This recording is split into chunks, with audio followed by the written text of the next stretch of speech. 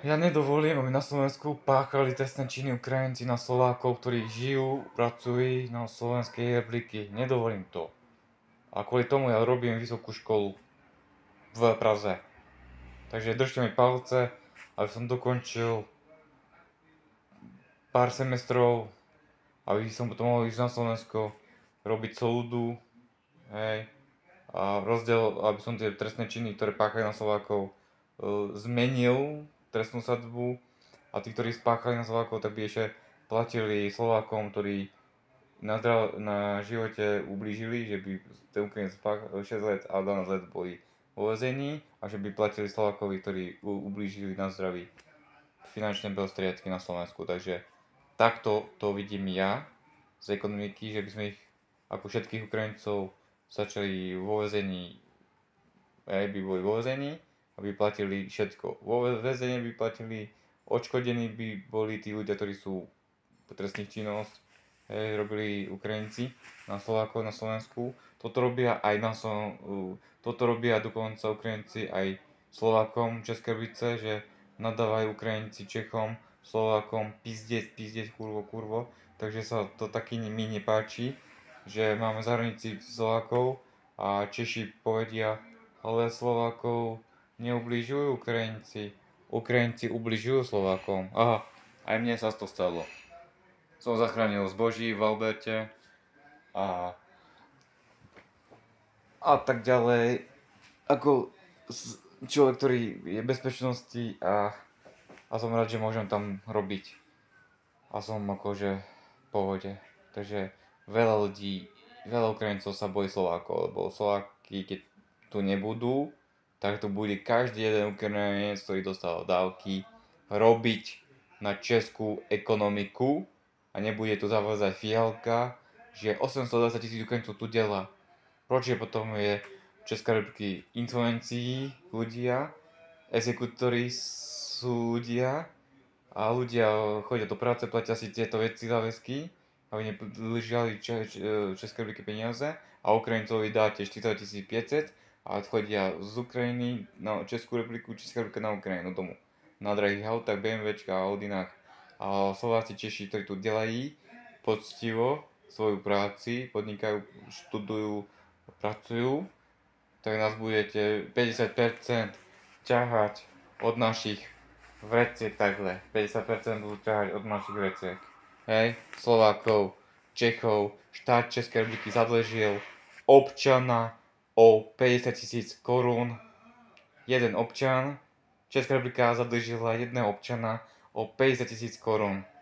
Každý jeden občan, ktorý je v dôsledku vojny na Ukrajine, ktorá válka na Ukrajine podporuje Česká republika, to je Fiala, Spol, Rakúšané, aj česká polície, lebo tam chodí a tento podvod nevedia poriešiť, takže nechápem, proč by nemohol vyhrať SPD na Českej republice, že by urobili s tými poriadky.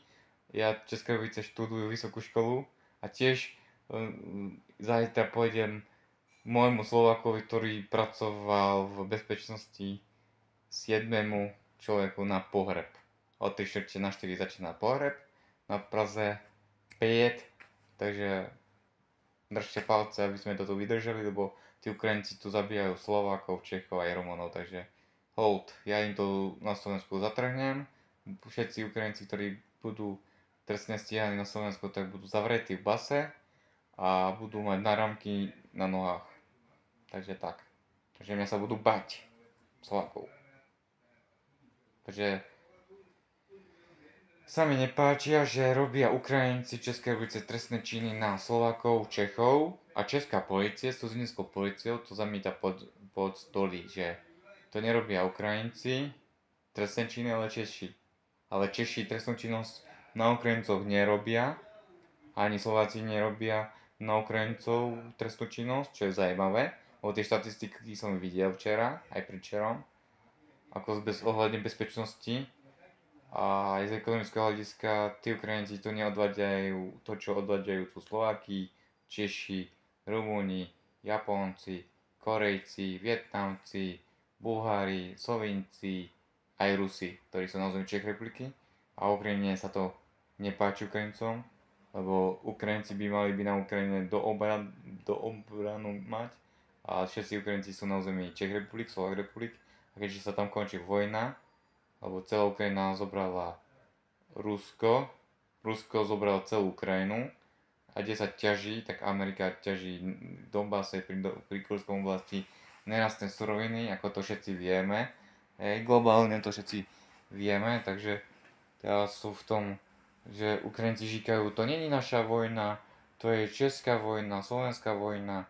Ukrajinci říkajú Čechom, to není naša vojna, to není naša vojna. A Češi, to není naša vojna, to vaša vojna, Ukrajina, Ukrajina je to vojna. Ukrajinská vojna spôsobená vojnou na Ukrajine. Spôsobili tu sami Ukrajinci, ktorí si zavolali 1910 roku americké vojska a začali bombardovať ľudí a tak ďalej, granáty, hádzať a pod obec ľudí dali cestu tieto pyrotechniku a bombové útoky robia, hackerské útoky delajú, takže oni sú vycvičení bojovať a zabíjať ľudí, ktorí nechcú byť s ním a nič mať spoločné. Ako Češi, že ich budú platiť, poslať vojnu na Ukrajinu a Ukrajinci sa tu v Českej republike na Slovensku schovávajú, lebo Rusi prídu do Českej republiky kvôli tomu, že Ukrajinec tu spáchal trestný čin na Slovákovi alebo Čechovi a teraz Rumunovi, lebo že to teraz bezpečnostná polície akože nechce vyšetrovať, lebo že oni nemôžu to vyšetrovať a nemôžu to dať vonke, lebo takže nechápem proč by mali byť Ukrajinci, ktorí nie sú schopní chodiť na robotu, dostávať hotely, baraky od štátu, ktorý ich tu prijal, ako či Česká republika ich tu prijala, dá im 4500 korún na hotely, baráky a domy. Oni tu všetko kupujú a preto sú predražené baráky, domy, pozemky pre obyvateľov z Českej republiky, ktorí tu chcú budovať ako Slovákmi firmy a podniky a tak ďalej. Slováci Češi radi žijú prácou a podnikajú a tak ďalej, že proste chceme niečo lepšie pre našich ľudí, Slovákov, Čechov. A Ukrajinci tu kúpujú pozemky, lúky a lesy a potom to predávajú za 5-6 násobné ceny, ktoré nie sú reálne a tie peniaze končia kde? Na zahraničí, vonka, mimo EÚ, lebo Ukrajinci nie sú EÚ, ale mimo EÚ a Češi to ešte im povolia, Česká republika.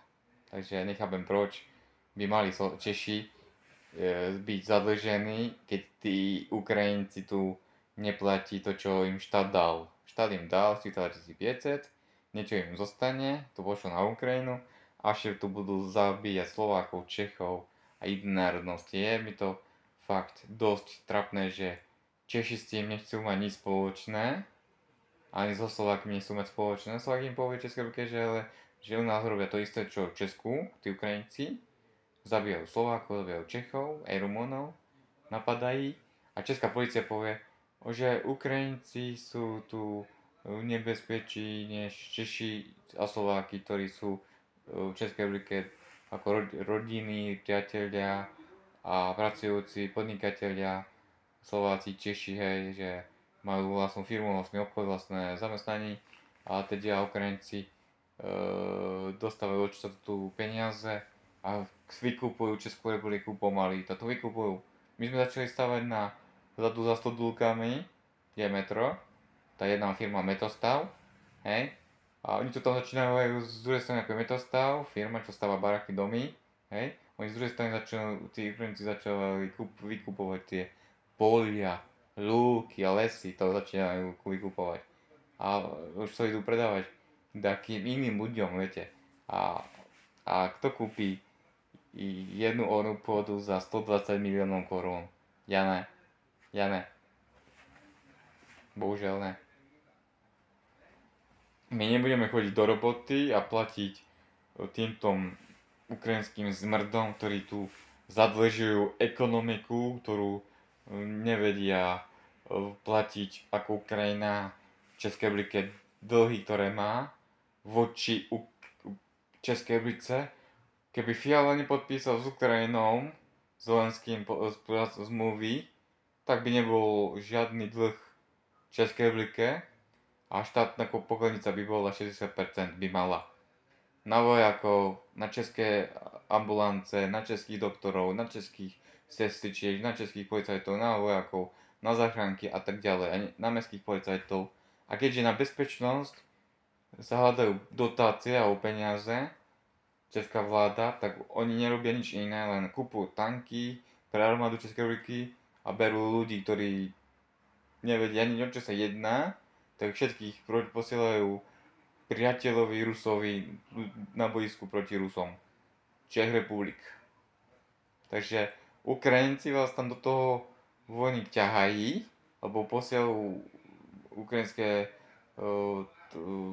tieto ukrajinské dodávky, ktoré vozia sa v Česku a po Slovensku, tak berú ľudí do tých dodáviek a chodia ich na Ukrajinu, vozia.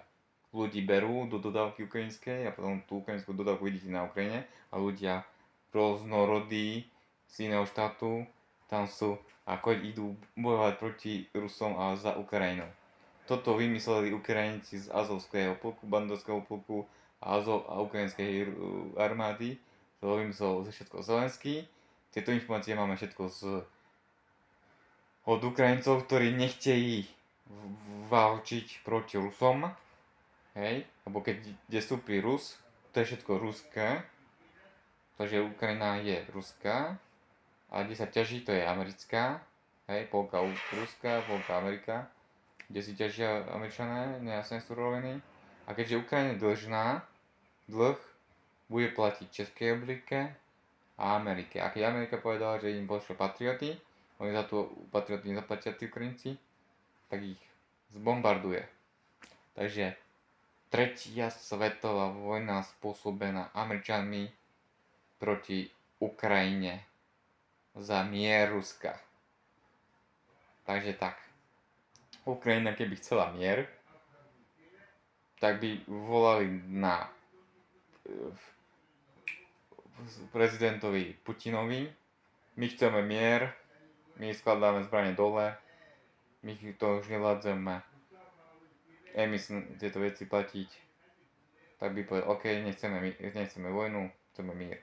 Dali by dole vlajky, zbrane, ľudia by tam začali stavať, lebo na tej Ukrajine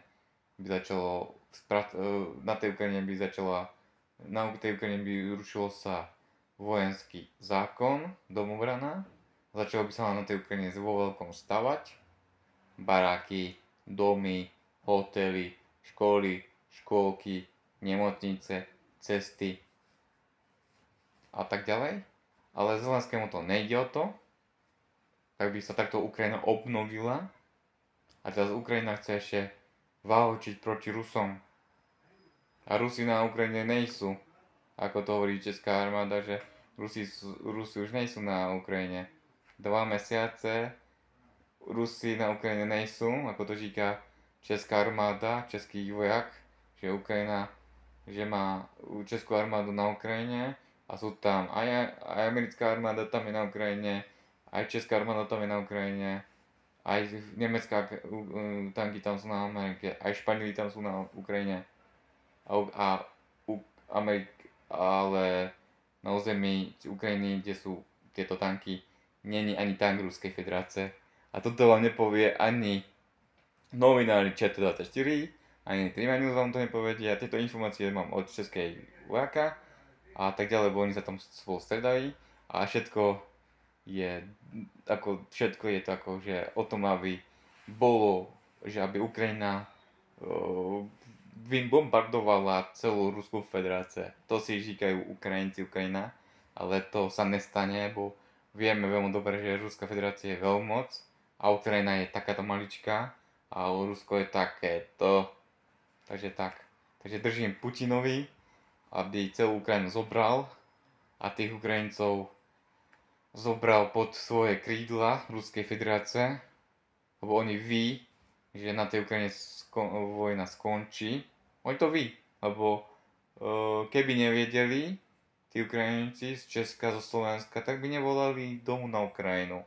Zo Slovenska volajú Ukrajinci domov na Ukrajinu, z Česka volajú Ukrajinci domov na Ukrajinu, volajú, hej, telefónu, volajú 2-3 hodiny alebo 4 hodiny.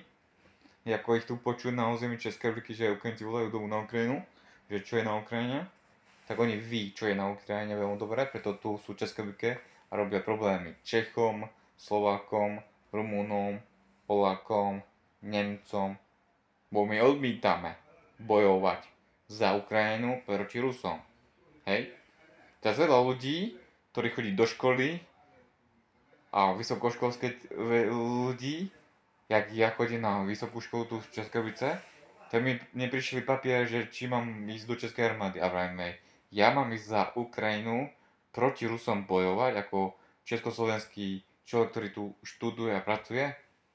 Nemyslíte vážne. Toto podporuje prezident Peter Pavel, premiér Fico, premiér Fialka, podporuje, aby každý jeden stredoškolák, vysokoškolák bol zapísaný v Českej armáde, aby potom 2 týždne boli v Českej armáde a potom išli na Ukrajinu domu bojovať proti Rusom.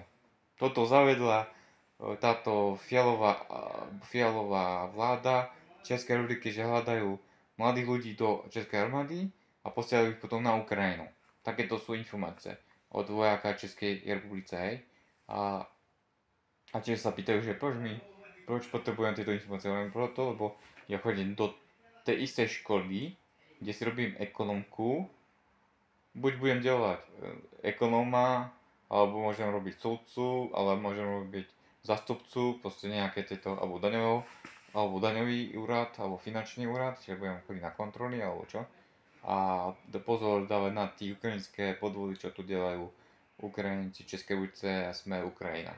Takže to by som chcel zriadiť na území Českej Slovenskej republiky, iba že na to hľadám finančné prostriedky a môžete ma podporiť, nie som v žiadnej politickej strane, alebo žiadna politická strana, ktorá je v Českej republike, by mňa ako Slováka, ktorý tu pracuje, študuje, nepodporil finančne, že 200 000 korún. Na to by som potreboval, lebo kde ja v živote zarobím 200 000 korún v práci, kde je minimálna mzda, ako v bezpečnostnej firme. Hej, delám tam 24/7, musím byť v dispozícii, keď dačo, tak teraz oddychujú, voľno mám, tak teraz si musím oddychovať, lebo som preťažený, alebo kuse riešia bombové útoky na Alberty a na Teska, tak tam hľadáme a kúkame, že či všetci sú OK, v poriadku, není problém a tak ďalej. Proste, keby nám dala nejaká politická strana od Európskej únie 200 000 korún, tak tú budovu tu máme České republice, automaticky dostanú tú prácu Češi, Slováci a robili sme tieto veci, že tu robia tí Ukrajinci podvody, všetko by sa riešilo na